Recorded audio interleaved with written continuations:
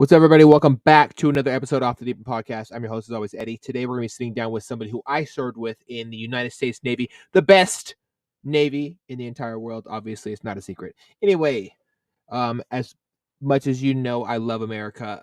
One thing I do love as well are the men and women who serve this beautiful country that we have here. Without them, we'd be just completely destroyed by our opposition throughout the world. I'm so thankful to be joined today by somebody extraordinarily special to me. Not just is she a great sailor or a great human being, she's also a great person who wants to look out for others. And so I think it's amazing that she's going into the nursing field and to look out for people. And you know what? Hopefully one day be a phenomenal doctor as well. So without further ado, this is the conversation with me and Nicole Calkins. Are you thinking about making a podcast? Spotify has a platform that lets you make one, and if I can figure it out, you definitely can too. You can create your own content all in one place for free with zero hangups and even earn money as soon as you get started. Spotify lets you record and edit episodes from your phone or computer so you can go mobile, just like I enjoy to do. My favorite thing about it is that you can create video episodes if you wish and upload them to wherever podcasts are heard. You can even set up subscriptions or, if you're like me, listener support options for listeners to help you grow. I 10 out of 10 recommend the Spotify for Podcasters app. Or, why don't you just step over to www.spotify.com/podcasters to get started on your own podcast. All right, we are live. Thanks, everybody, for tuning in. As always, I'm joined by somebody who is extremely special to me. As I remember the first time I saw her, she reminded me of exactly what my little sister reminds me of. A bright attitude, a strong intellectual with a good heart, and just caring about everybody around her. So I'm super, super thankful for having you on today. Oh, hi. Thank you. Thank you for having me on today. Yeah, I remember when I first met you, you were the only one that was really happy. Even happy to say hi at that. And you're just like, hi, welcome. Yes, yeah. I mean, at that point, we were pretty deep into I think we were pretty well in with our group. And so a lot of people didn't like branching outside. They weren't very social, branching outside the group. But I am the polar opposite of that. I like to talk to everybody. I think that everybody has a special place that they can, and a special role that they can play in any military operation or just life at all. So exactly. Definitely. Well, why don't we start from the beginning? With your childhood, what was it like growing up for you? Were both parents in the picture? I know I saw pictures of your family and I got all emotional because my wife's family is actually the family that showed up for me when I deployed. My family didn't show up at all. Oh, I'm sorry. Yeah. I grew up with both parents in a Mexican household. Both my parents were, of course, Mexican, so full on Mexican. In a really small town. Like we had about probably 100 people in our high school, like junior high plus high school, and there was a lot of white people. So it was just kind of different for me to grow up because I was I was a darker skin tone. So when I joined the Navy, it was kind of like, whoa, there's people that look like me type of thing. But I think I grew up pretty well. I have an older sister, a younger sister, and that's pretty much it. Like nothing really crazy happened when I grew up. So. Okay. All right. But they were really supportive. Okay. Yeah, I could tell. They made T-shirts. I was like, man, if I knew if I had made T-shirts back then. I know. Oh my gosh. Yeah. They're at first, when I told them I wanted to join the Navy, my mom was kind of like, that's kind of like a boy thing. And then my dad was just like, do it, do what you want to do, go for it. And when I did, they were both really supportive and there for me. So awesome. I love that. Yeah, I know that there's a weird stigma surrounding women in the military. I think that everybody can do something special, and it doesn't have to be a certain job, or it doesn't have to be just this job. And I feel the same way about it for a lot of things, that everybody has something to bring to the table. And I can tell you, I know a lot better lady shooters than I know guy shooters. So and same with crane operators, and same with people who can lower boats into the water. They usually do a better job than the guys. Yes. So what made you want to join the Navy? Was it just trying to get out of the area, or what? Yeah, at first it was kind of I wanted to get out of the small town, and I was in a relationship at that time when I first joined in Nevada. So I was going to college for criminal justice, but I really wanted to do nursing. And so I was just like, okay, I can do like military, like officer nursing, because it would get all paid for. So I like went to the recruiting station and told my recruiter, hey, I want to be like in the healthcare area. What kind of jobs you have available? And he was just kind of like, oh, HM. So I did the whole. Well, at first I was gonna go the officer route, and then like it was just so hard like to get in. I don't know why it was kind of hard. It was just like paperwork after paperwork, and he was just like, hey, if you really want to join right now, he's like, there's this rate called HM. I already reserved it for you. So you're going to go to MEPS next week and you're going to tell them you're going to be an HM. So I go to stupid MEPS and they laugh in my face. They're like, you can't reserve a rate. And I was just like, that's what my recruiter said. And then they're like, no, you can't reserve a rate. So I like called my recruiter that day and I was like, I'm not joining. I'm not going to do this. And then he's like, okay, if you really want to join the Navy right now, you would just pick any rate. And I was like, no, I'm not going to pick a rate. I'm not like something I don't know. And then he said, well, you can be, oh my God, I don't remember what it's called. Like you can be a pack seaman. Yes, they still disguise And it. then Pack seaman. You have no job. And I was just like, what is that? And then he's like, look, you're going to try all different kind of jobs for a year. And you'll still be able to choose HM. And he's like, and you'll be in the military, so you might see like HM and not even want to do that. And I was just like, oh, it's a year. He's like, yeah, 1 year just doing, you work with, he didn't tell me who I worked with. He says, you just get to go on the ship. So, and try out all these jobs. So I was like, okay, cool, sign me up. So little do I know what pack seaman was being in deck. Oh God, I know that's same exact story is the same for everybody. A lot of people get hoodwinked into going to it instead of being told the straight up truth. Yes, I couldn't believe him. Like I messaged him, I think when I was in deck, and I was like, dude, like if you just wanted me to join, like you could have like just explained the other rates for me because this was not it. This was not it. Yeah, I know that's right. Oh my God. Oh, good. And the frustration that can come with being told a 4-year lie. It's not just like they're lying to you. Hey, tomorrow you could just change your mind, just show it. No, 4 years. You signed a contract. You signed away your life. You signed away your rights, your privacy, all of it. Everything. And then honestly, like at that like deck was so hard to get out of. I don't know if it was just like the leadership we had, because after you left, like it was insane. It was really God. I've actually had a lot of people call me during that time after I left. I had a lot of different phone calls. I'm not going to say from who, but pretty much every single person who I was really close to, they called me one after another asking like, what do I do in this situation? How do I deal with this? Yeah. Before I left, I was actually that I got into a pretty big frustrating situation with a lot of the people that were there in that command, because how toxic it was, because of the sexual harassment of our female sailors and so many other things. And I got into it pretty heavy with people. Oh my goodness. Like I launched the EO investigation. I went to the EO. I went to a bunch of different people and I said, listen, like there's 2 ways it's gonna go. We have to investigate it, or like there's gonna be a really nasty fight that's about to break out like every day. Yeah. I see these people, and we all see these people, because it wasn't just me that was pissed off as the POs, and we can't have our young ladies being harassed 24/7. It's unacceptable. Yeah, and I appreciate you standing up for us, because I don't know, I feel like the older Navy, it's just kind of like sweep it under the rug. Didn't happen. I don't know if you ever heard like when me and another sailor got choked on the Vincent. No, I didn't hear about that at all. Yeah, it was like probably my first month in the Navy. They sent us to the Vincent to get our qualifications, and like our first 2 weeks of being in there, he's a BM3 and he choked us. And at first, like I didn't think anything of it, because I was just like, what just happened? And then the next time it happened, he was like, you're gonna listen to me, you're gonna do what I tell you to do, and he chokes me again. Oh, you try to use violence to assert dominance and with his subordinates. And that's horrible leadership 101.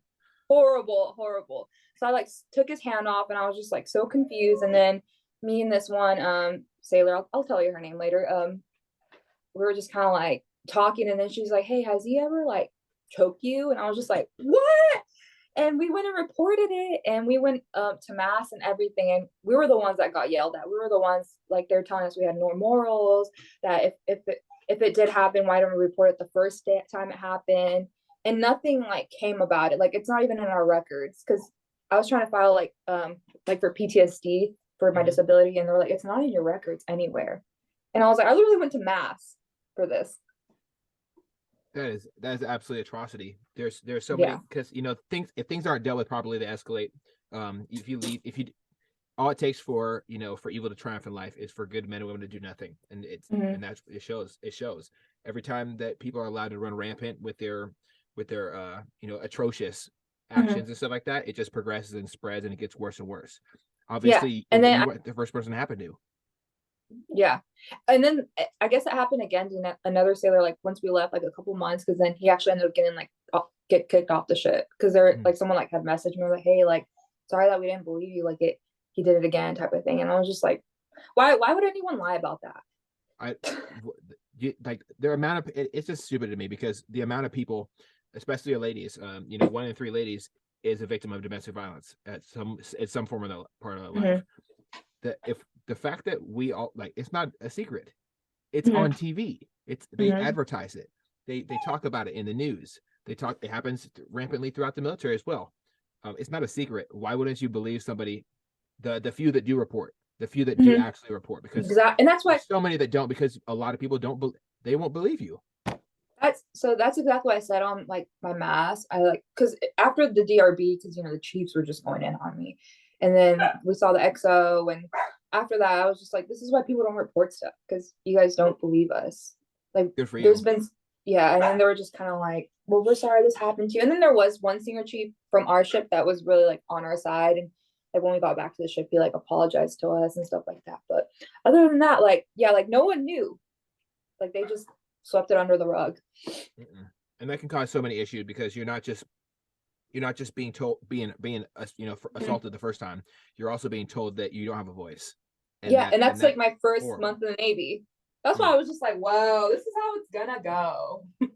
Oh my goodness. Yeah. And that's horrible. It's horrible and frustrating to hear. I ain't for it. Well, what all, obviously, hopefully, sorry, I'm not gonna say obviously, hopefully there was some improvement when you left the Vincent and you came to the Roosevelt. What was the major difference that you noticed, other than the person not choking you anymore? Say again. Sorry, it kind of cut off. Oh, sorry about that. What were what was the most positive change that you saw going from your first experience on that horrible ship to the Roosevelt, one of the better ships in the Navy? Honestly, I think it was like, no offense to the deck or anything, because it was just bad. But like once I left deck and became an LS, like I met a really great like I got a really good leadership at the time, and her name's Julie Lechnar, and she like, it was just kind of like a good view of the Navy, because she was just there to support me, not just me but all our sailors, and like we had a voice with her, and any like thing we had to complain about, she was just like, okay, we're gonna fix it. And I don't know, it was just really good seeing like that kind of leadership, because like in the Navy you see like so many like chiefs and some LPOs be like, go do this, but they're never the ones to do it with you. But she was just always there with us, like working until like 6 p.m. Yeah, that was really positive for me, and that's good too. I mean, like I almost stayed in because of her. That's good. I mean, it's important to have people who support you and who can show you that it's not always you're not always gonna have bad leadership in life, because we notice that from people around us. Like obviously there are people with bad parents, and they feel disgruntled about other people's parents, and then they see a good someone else's parents who do a good job, and they have that little brush of hope lit in them again. Or I can honestly say Lieutenant Ojo, Lieutenant Commander Carruthers, that command staff, it was a joke. It was a shit show. It was horrible. And I know that some people listen to this are probably not going to like me to tell the truth, but you know what? The truth is the fucking truth. If you're insulting your sailors for speaking up for themselves against sexual harassment, if you're telling me to shut the fuck up when I'm telling you that this is wrong, and if you're arguing with me to the point where we're almost getting in fist fights because you're disrespecting my female sailors, I can't sit here and act like it's all cool. And nobody's perfect. I'm sure I made a ton of mistakes, in my time in the Navy. But sexual harassment has no place in the military. We need our people to be their best. We need people to be the best. No place ever. Yeah, absolutely. That's like being in deck. Like I'm so thankful for the people I was in with, because we became such a family, because like we were like getting beat up every day type of thing, like mentally abused. Like that was like every day we would muster and be like, okay, you're gonna get off at 12 if you guys do this and this. So there we go, doing this and this and this. And then we would muster up again at 12 and like, okay, you guys suck, you guys did it wrong, go do it again. So there we go, chip and paint, repainting, until like like one time we didn't get off until like 2100. I remember it was just these times. Oh my god. I just could not believe, and I was just like, dude, I really joined like for this. I know a lot like myself, I joined for a lot of different reasons than most people. I like military servitude is strong in my family. Grandpa on one side was special operations in the Vietnam War. Grandpa on the other side flew above him in Vietnam.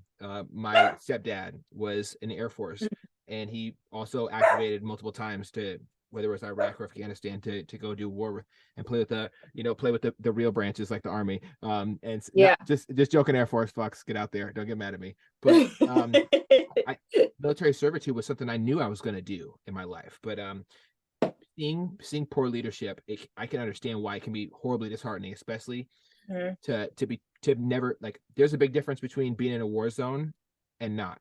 If you're not in a war zone, you don't need to play oh my god, egotistical douchebag. It's not a thing. There's a time to tell people to tighten the fuck up, and there's a time to tell people, hey, I'm sorry your mother's dying, let's get you home.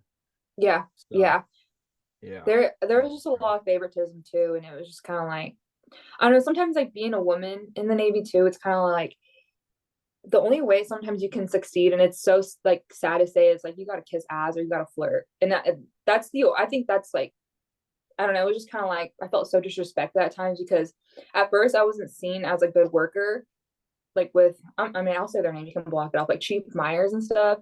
Like you really had to like kiss ass to him to like be somebody. And I don't know, I just hate that. And that's really frustrating, because he came on mid deployment and he was going through some tough times back home, and we tried to be there for him and stuff like that. And he ended up sharing a lot of information with me that he's gone through in life, and but it sucks, man, because he would say things that are off the wall to me, and then I'd freak out, and then he'd kind of retract his statement. And I really don't get down like that. If you and he's blocked me on all social medias after I didn't go to his retirement ceremony. But like one of the last things he said to me was insulting. Like, I'm glad he retired. Yeah, I'm glad he's out. Yeah, you sometimes you just gotta go. The military is not for everybody. Leadership is not for everybody. And if you're hurting and you don't deal with that shit, you're just gonna hurt more people. Yeah, and that's what it was. Like every day I felt like he was just taking it out on us. Or that once, I don't know if you were like in the forecastle when he like grabbed his hard hat and threw it across the forecastle, and he was like, I can't fucking do, and we're just kind of like, what? Like this old ass man is throwing a tantrum. Oh my goodness. Yeah, some people, I don't even know how to describe it. Some people go through extremely difficult times and they don't deal with it appropriately whatsoever. I can say that I've had a lot of good memories with him and great conversation, but anybody who is around will honestly say, and it has to be, we have to tell the truth. He trashed people because he wasn't feeling good, and hurt people do hurt people. You know, Will Smith said that. He said that, and I believe it's really true. When you're hurting, you do hurt other people. And I wish he would heal, and I wish he could do some self-reflecting, because telling me that I'm doing a half-assed job when I've been awake for 48 hours straight, doing my job, and telling everyone around me that they're not doing their job isn't kosher. Like if you got a problem with what I do, tell me, but don't beat everybody down. It's not how you inspire true leadership. You gotta be encouraging to people. And I really feel like we did our best. Like all of us did our best to, I mean, get off of work early, because we weren't even going on deployment or anything. And I don't know, they always just had something negative to say, always. And I don't know, I feel like that's kind of like where all my like anxiety and depression just kind of like started. It was just deck. 100%. I mean, it can. Yeah. I mean, this is we're obviously we're already kind of leaning into it. This is a big issue throughout, and it's rampant in the military. It's toxic leadership. Everyone says it. Everybody knows it. but for some reason they'll say that, oh no, everything's good in the Navy. It's all cool. And in other branches as well, this is the issue that we're facing. If you don't have leadership roles and people in the right spots that are supportive, you're going to have low morale and monotony and not feeling like you signed up for the right reasons. When we were all going through a lot of things. We had sailors, commit suicide. And this year alone, I've had 22 of my friends commit suicide last year. And, I'm so sorry. like when that happens, it should be a wake up call. When 4 sailors It in really one weekend should. commit suicide, you should see an issue. And the issue isn't lower your standards. It's improve your fucking leadership. It just has to be said. Exactly. Me and my husband were talking about that yesterday because it's kind of like, I feel like he's oh my, I wish you could have met him because he's such a hard worker and he does so good like in his job, and he's only been a diver for less than 2 years, and to me he's the number one diver from what he tells me, what everyone tells me.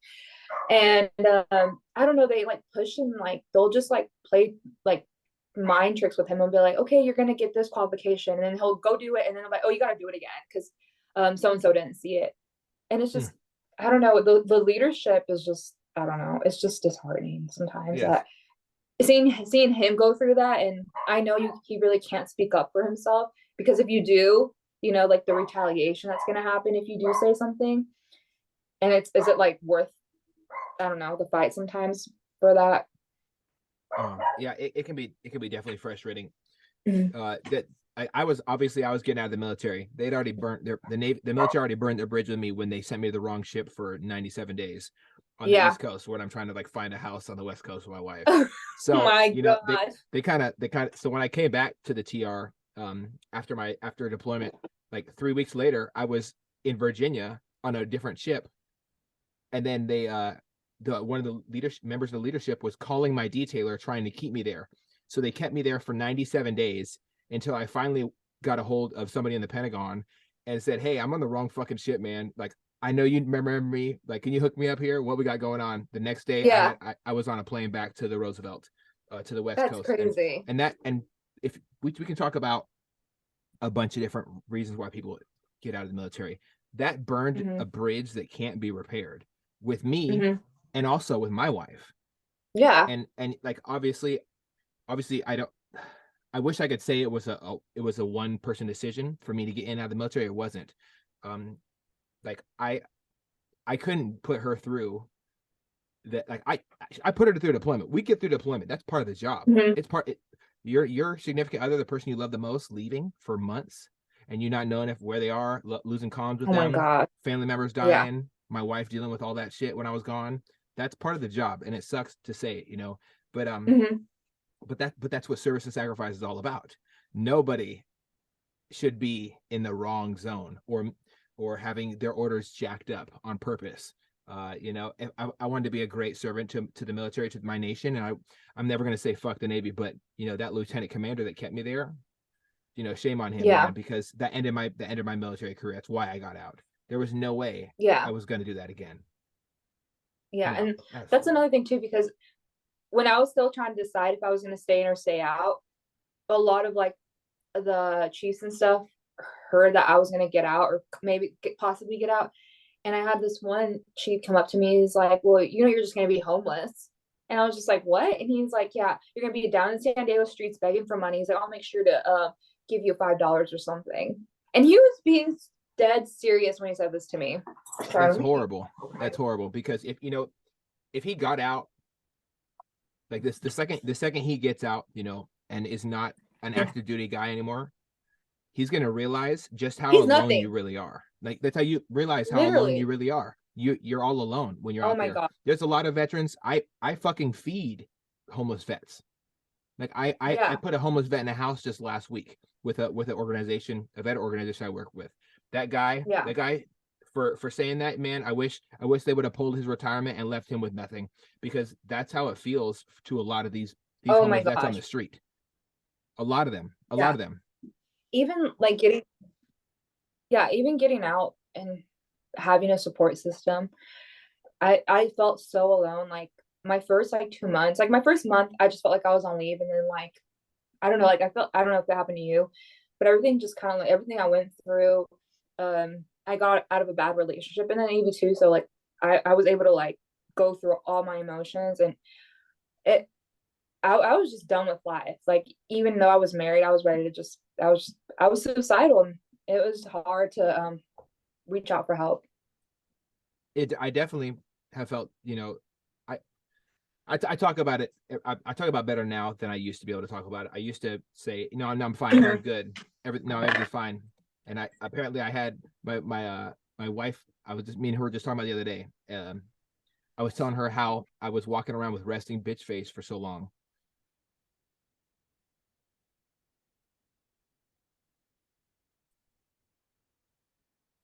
And it was like Yeah, horrible for me to like to try to process you all keep my cutting in emotions and at out. I don't know once. if it's my service. We're back after some technical difficulties, but just to kind of get back to where we're talking about mental health when you leave the military, it can be excruciatingly painful to come to the realization that you are struggling. Denial is a serious issue Yeah. for a lot of vets. As soon as you get out, you think you want to prove everybody wrong that says, oh, you're gonna get out and be nothing. Like I got told that I was gonna be nothing. And for a time I felt Yeah. like it. I was wiping down tables for 70 hours a week just to get by. I had this great Yeah. job. I knew exactly who I was. I was the guy Mhm. who told officers and chiefs and whoever's bothering my people to piss off. I was the insubordinate Yeah. subordinate who did his job perfectly, but wasn't going to take shit from other people because I had a great crew working under me. And I wouldn't even say under me, honestly, Yeah. like because I get down, yeah, I'll You're spend all the just night. a voice. Absolutely, and it was Yeah. a It's great. pleasure to Yeah. do so. To work alongside your sailors, to be a Mhm. team Yeah. player. All these things are important. I knew exactly who I was. I was the person you could call. I was the person you could text, and I'd always show up for each one of my sailors. And even the ones that were shitbags, because there are some shitbags out there, but I would do it because Yeah. someone has to. If you walking through a place alone when you're not having any support, it can break you. Like I was in that time, like Yeah. losing my dad when I was deployed, and my wife had to deal with everything while I was stuck on a ship. That was kind of tough. And I had a great, beautiful Mhm. group of people that came and helped me out. I had Chief Brontes, BM2 Anderson. I was just surrounded by people who loved and cared for me. And that love and care got me through. There's a huge Exactly. lack of that. A huge lack of that Mhm. in a lot of different commands, a lot of different Mhm. groups of people that are the good old boys crew, and the junior sailors aren't feeling it. And we're losing junior sailors not just by leaving the military, but to suicide. And it's a big issue because people didn't, if they had it all figured out and worked out at home, they would have stayed home. They wouldn't have joined the Navy Yeah. if it was all fine back then. Exactly. Yeah. And it's just crazy that like sometimes like the Navy and that's what pisses me off about it. Like I'm a big like advocate for mental health because the Navy preaches like, oh, if you like you're going through this, like reach out to somebody. And like there was a time like towards the end, like my last year in the Navy, that I went to medical and I was like, hey, like I'm feeling like I have all these emotions and like going through me and like all these voices in my head. And they're just kind of like, oh yeah, that they're like, yeah, it's just in your head, like you're fine. And I was just kind of like, I'm not fine. And then they're like, well, you can't see the psych boss. He's really busy. He's just trying to get out of deployment. I mean, God, like, what if that was my last straw? Like, Mm-hmm. I don't know. It's just crazy that they're always like, reach out for help, reach out for help. But then when you do, they're kind of like, you're fine. It's in your head. I was And like, yeah, it that is in my. that's it. That's horrible. That's horrible. Mhm. That happened to another one of my guests that I had on recently. Um, I never thought it would happen to like this. Like to me, he's like knowing this guy. He was this big, rugby bodybuilding body of a powerhouse of Mhm. positivity and stuff like that. And he was so strong. And I had no idea that he was going through any of that because he kept a Yeah, straight face. Everything's all good. And you know, if you tell people who are going through a tough time that they're going through it alone, they're gonna feel it. They're gonna feel every weight of that. And it doesn't matter if somebody's busy. Sometimes you just need to shut up and help people. Nobody has the answers to exactly. this thing called life. We're all just stuck here. And something that the Mhm. MVP movie, I think they did a really good job with that. It's called Merging Veterans and Mhm. Players. I watched it with the Seahawks team down here and with the guy who Mhm. made the movie, who's a former Green Beret, Nate Boyer, and he did a really good job with it, talking about you know, dealing with suicide, dealing with suicidal ideations. You know, their reason to be here was fitness, and fitness has been a release for me. Might not be for everybody, but fitness is something that really, really helps Yeah. me. Do you Yeah. I think for me, it's like helping people. mhm. Like, go ahead. Sorry. No, not you, my dog. My dog's acting wild over here. Oh, okay. No, I think for me, it's like helping people. Like, I think that's kind of a really big reason I want to be a nurse is because I want to help people who are, you know, either like suicidal or like close to death. I just want to help people because I've known how Mhm. it's felt to be so low and no one be there to help you. So hopefully being a nurse that will help me help people. Absolutely. You know, I think it will. What is something that you would say to somebody if they walk up to you and said, "Hey, you know, um, I'm in the Navy right now. I'm going through a tough time. I'm having these thoughts. I don't know what to do. My command just told me to that if I report it, I'm going to get kicked out, and I really can't get kicked out. I don't have a home to go back to. You know, what would you say to somebody like that?" Well, I would first tell them if they want to come over so we can talk. And I Mhm. would just kind of give them a lot of options, like do a lot of research with them and give them options on how they can reach out for help. And that I would tell them you're not going to get kicked out. Like the Navy can't kick you out for reaching out for help. Ever. And I would, yeah, ever. And I would just reassure them that they're loved and they're supported and kind of just help them finding help. Because there's only so much that I would be able to do for them, but I would help them find the help that they need. And I think that's super important. Obviously, you're going to have a different approach than people you've dealt with. Mm-hmm. I remember when I had somebody come to talk to me after I was going through a tough time. Like it was like a 3-day hiatus, Mm-hmm. a 3-day mess up of like my dad dying in a hospital bed with Yeah. leukemia, and they were trying to figure out, and I had to tell the nurse to pull the plug, and then um my boss like my chief Brontes walked up and he would just like hug me, and of course I'm gonna Mm-hmm. fall apart. And then he said, "Hey man, Yeah. just go lay in your rack and just think and just breathe and just cry whatever Yeah. you need for 3 days." So I think if I had to show up to work the next day, I wouldn't be in the right headspace. And we No, can't yeah. expect our sailors, our airmen, our Marines, our whatever the fuck they call the people in the Air Force, Yeah. to operate at a good standard or good capacity if we don't If they're take not care of right. them at that level. We have to take care of our people. Yeah. And yeah, they really do. It's just crazy. I honestly probably would have never gotten help if it wasn't for my husband because I was just like, I've gone past it and like I'm more able to talk about it now, like going through therapy and stuff. But like I was just about to jump, and he was like you're loved. Like stop doing this, you know. Mm. And then he was like, you need to get help, and he's like, or else like he's like, you need to get help. I'm gonna be there to support you, but like, he's like, I can't, be with you if you're like this all the time because obviously he's still in too, so he's going through it mentally.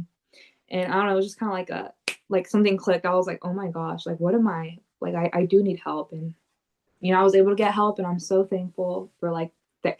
Because also there's such a big stigma around therapy, like Hmm. like people like, oh, you're going to therapy, you must be crazy and stuff like that. So going No, to no, not at therapy, all. yeah. When I first went through therapy, like my therapist, I like she called me and then I was like, hi. It was through COVID, so it was all over through the phone. And then I was like, I think I have anxiety, and then she was like, no, you don't think, like just accept it. And then after that, like it was just kind of like everything started clicking. Mm. And I'm super happy that you had that experience with a therapist. I know there's a couple of Mm-hmm. different clinical, super great clinical directors, and something they preach, especially for veterans, are um, horse therapy.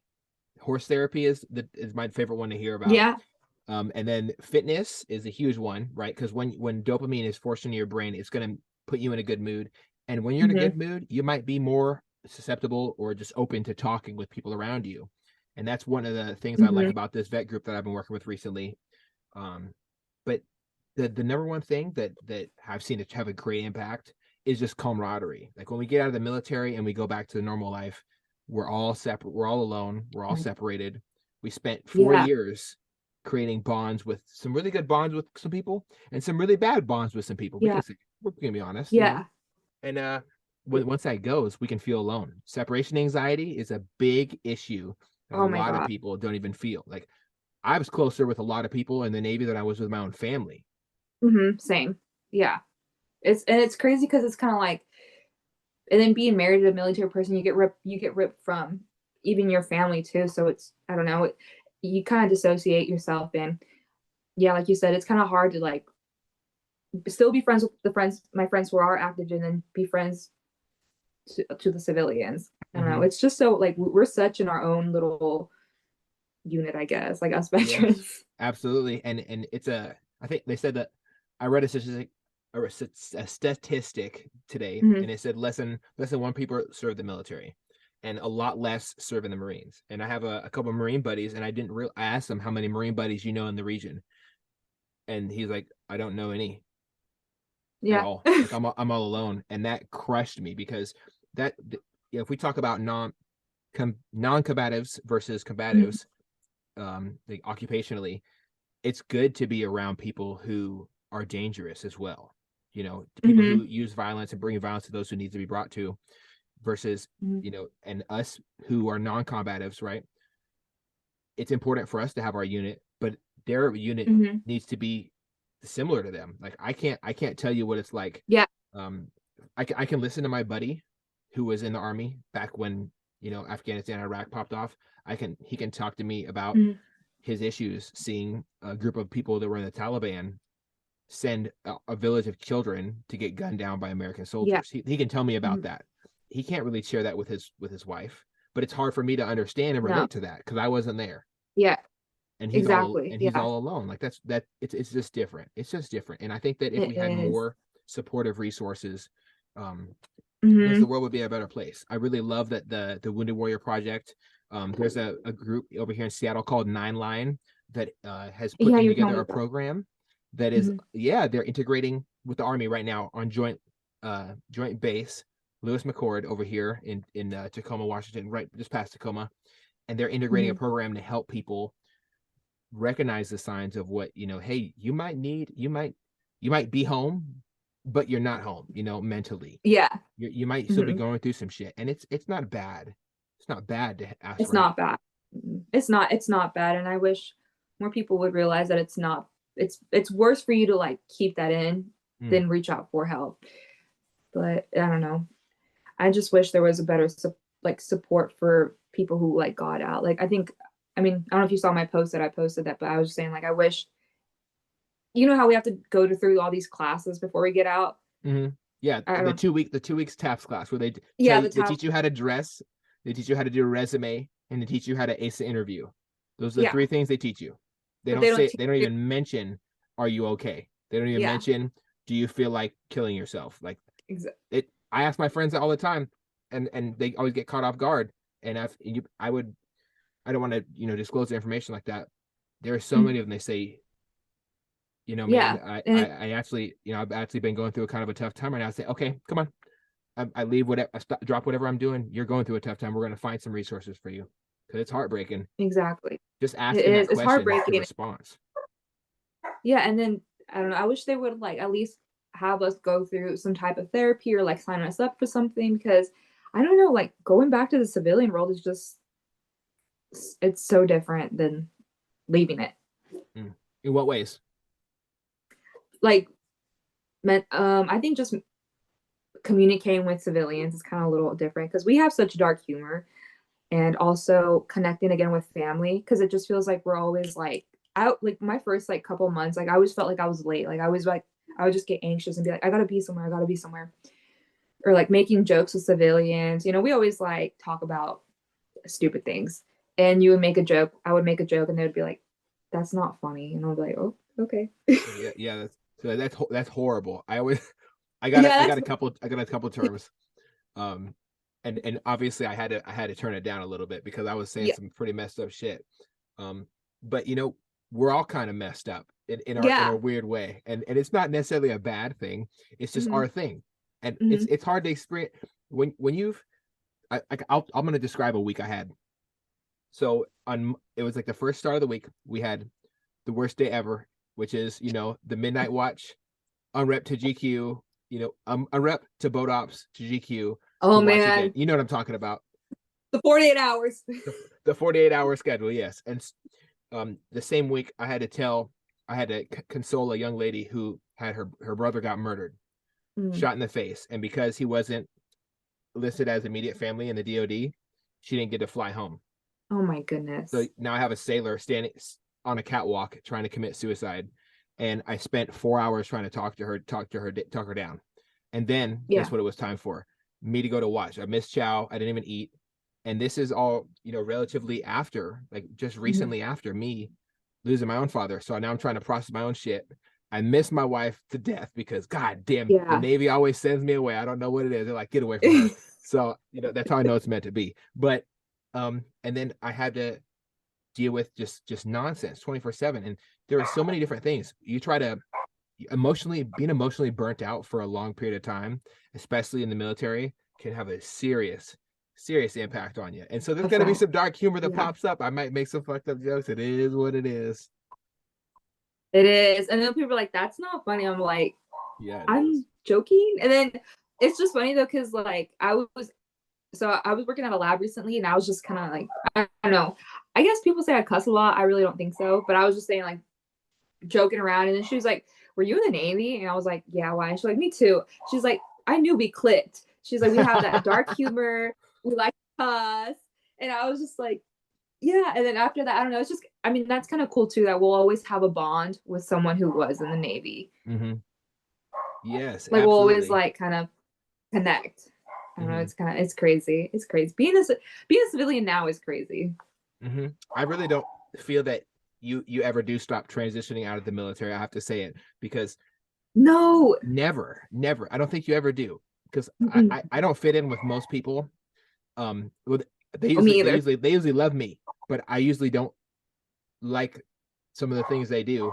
I think maybe it's because I feel like they're always moving slow, or that I always have someplace to be. And I realize after you said what you said, I feel like I've always been rushing through. Like even on Christmas, I was like tapping my hand on my knee, and my wife was like, "Honey, are you okay?" Like, I don't think I was doing so great this holiday. And so I kind of took a look at myself and say, hey, maybe I'm gonna try some new avenues, or maybe I'm gonna reach out to some of these resources that are coming on like my podcast this month, because this whole month of January, I'm filling up with veteran resources, and a couple of people that we deployed with are now in Mayport and over in Virginia as well, working with suicide prevention groups. And so I'm super excited to talk with them about some of those resources.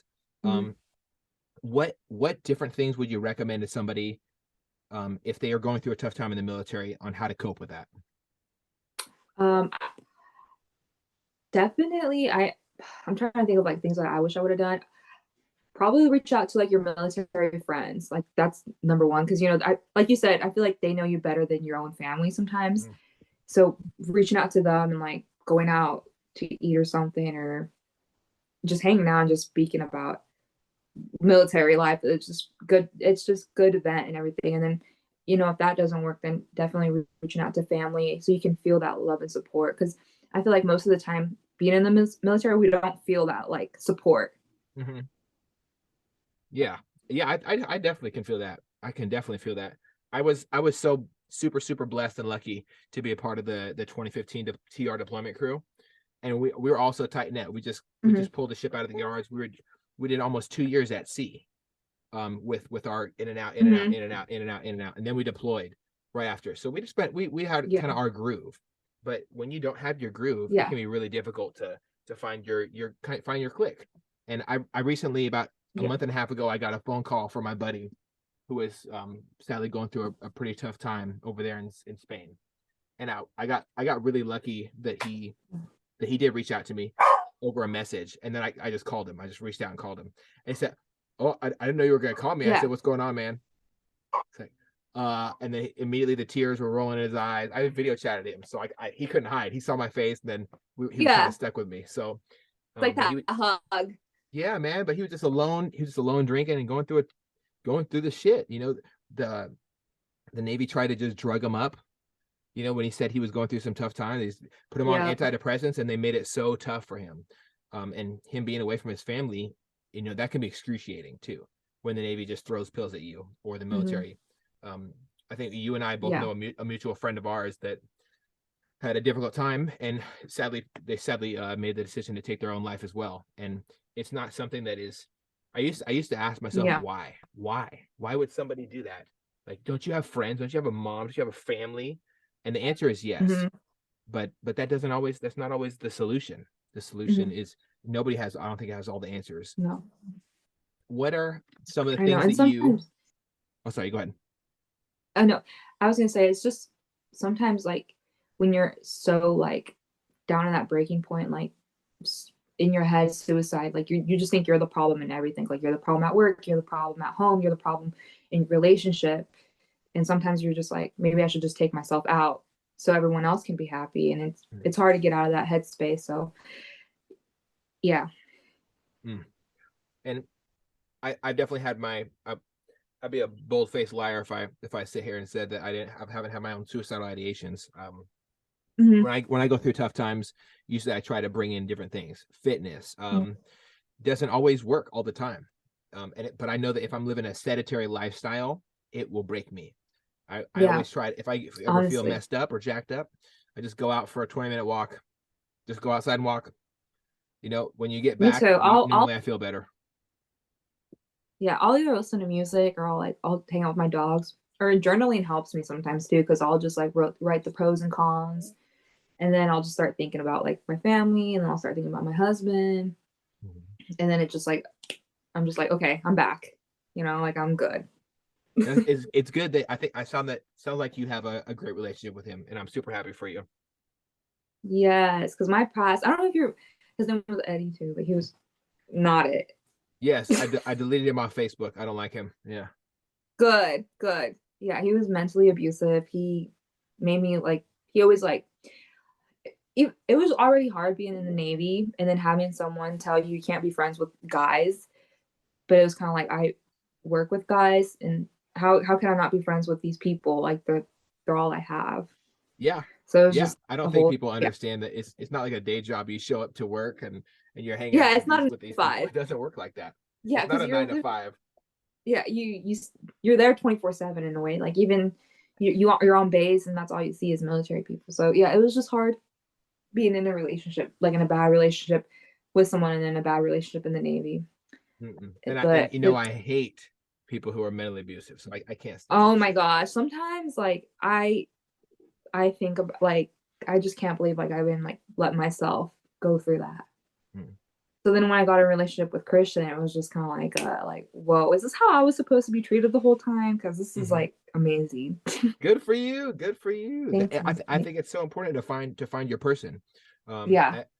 I, I know there was a lot of people that I was deployed with who were there was DV incidents on the ship. So I think one of the I'm really hope it always breaks my heart to hear about it.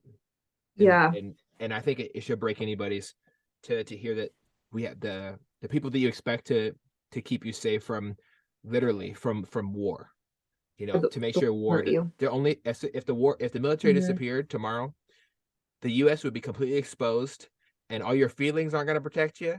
It's not going to be whatever Facebook little banner shows up across your face, you know, is not going to save you. It's the people that are putting their lives on the line, and our men and women Exactly. are being abused, and it's a big issue that I see us, um, and it's not something that can be fixed overnight. We have to create culture that supports, um, you know, confronting abusers as a group. You know, we can't have our people feeling they're alone in a situation, because that's what abusers thrive off of, is the feeling of isolation. Yeah. Yeah.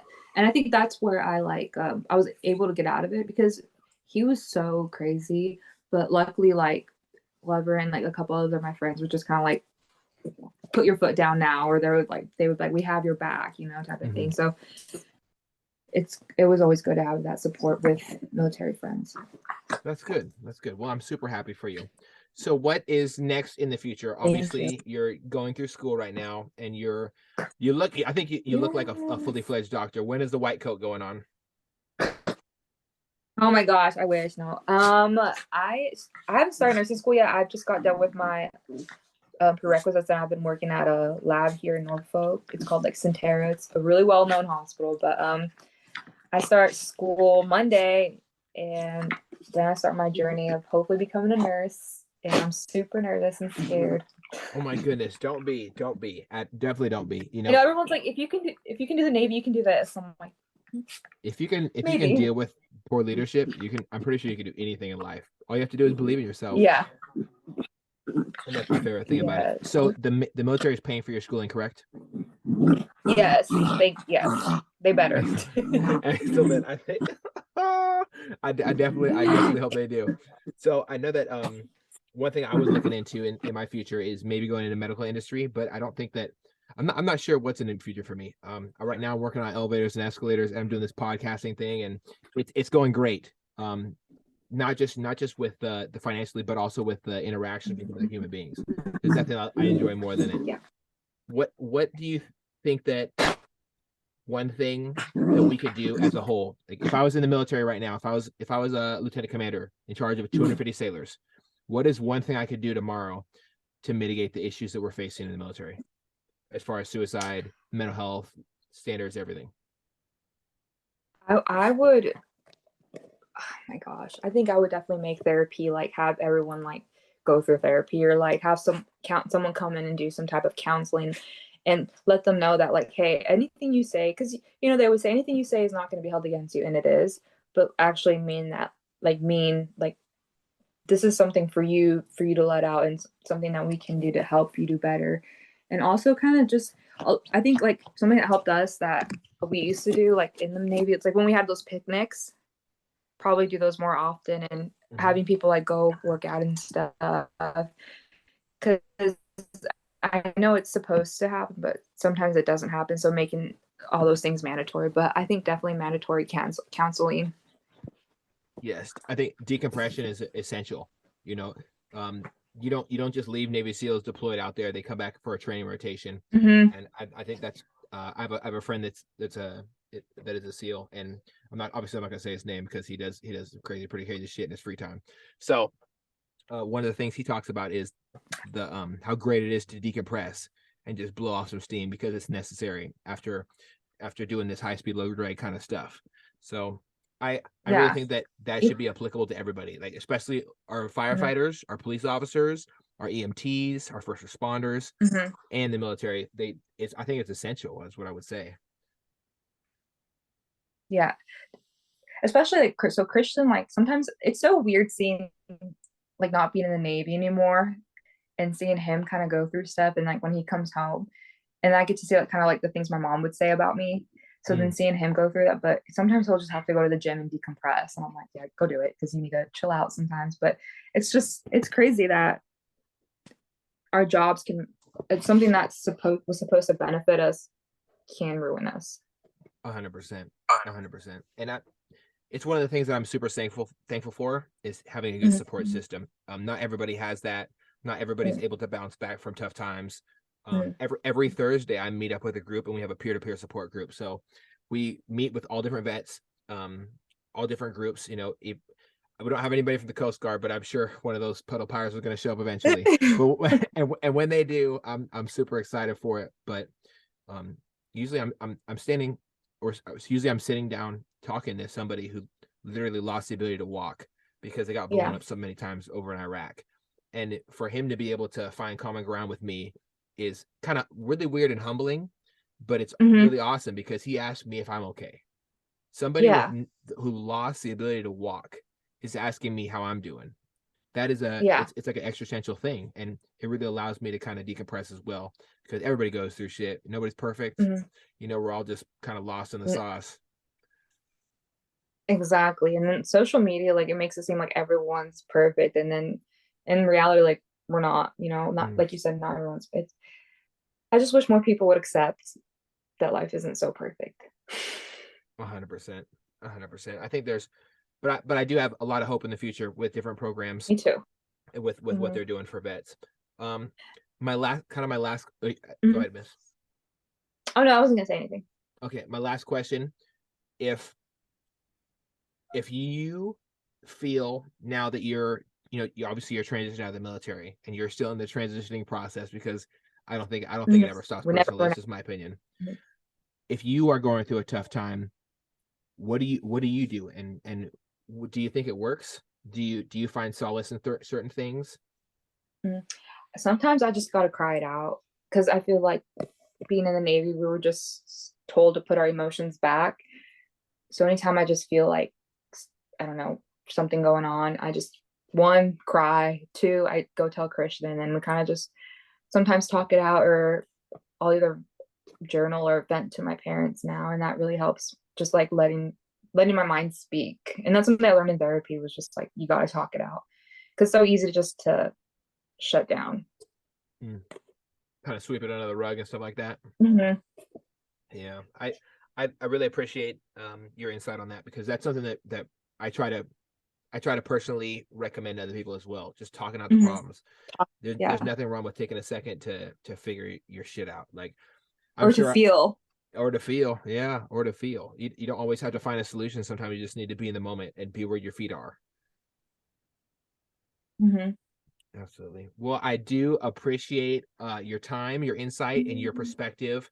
I know that in the future you're going to do great things in the world of healing other human beings, and if you ever get to do something like cool, like stopping the human body from bleeding out and stuff like that, you have to let me know so I can have a I will let you celebratory. know. I I want to will. celebrate. I want to celebrate for you, because my buddy just stopped his first person from bleeding out the other day, and he was so proud of himself, and I'm like, yeah, rock on. So yeah, I Yeah, just want to. I will let you know. Yeah. And I do want to say one thing. I feel like I'm not trying to down talk the Navy, and I'm so Mm-hmm. thankful for everything I went through. And I don't ever regret joining, just because of it made me who I am now. Mm-hmm. And I was also able to meet my husband. So I'm thankful for it all. And I just wish that there was just like a better solution for It's a veterans. leadership issue. It's Yes. not a Navy issue. The Navy Hmm. is made of the people. Hmm. And that's something I can totally get on board with and agree with you. Like, you'll never hear Hmm. me saying fuck the Navy. It's not the Navy that Yeah, it's not the Navy that tried to keep me on the wrong ship. It's this asshole, this old asshole who's set in his yeah, ways. So it is what it is, right? And if it wasn't yeah, for the Navy, I wouldn't have met so many great people. Like, you're when I exactly. think about the Navy, I think about like probably about 30 people, and you're definitely one of them, because I don't know, Oh, thank you. I know. this idea of positivity. This idea of positivity can Yeah. still be a real thing. Yeah. And I thank you for always being like a great leadership for us and a voice for all of us when we didn't have a voice. It was not just my obligation, it was a pleasure. You know what? One thing I learned in my Hmm. life is it doesn't matter what people say.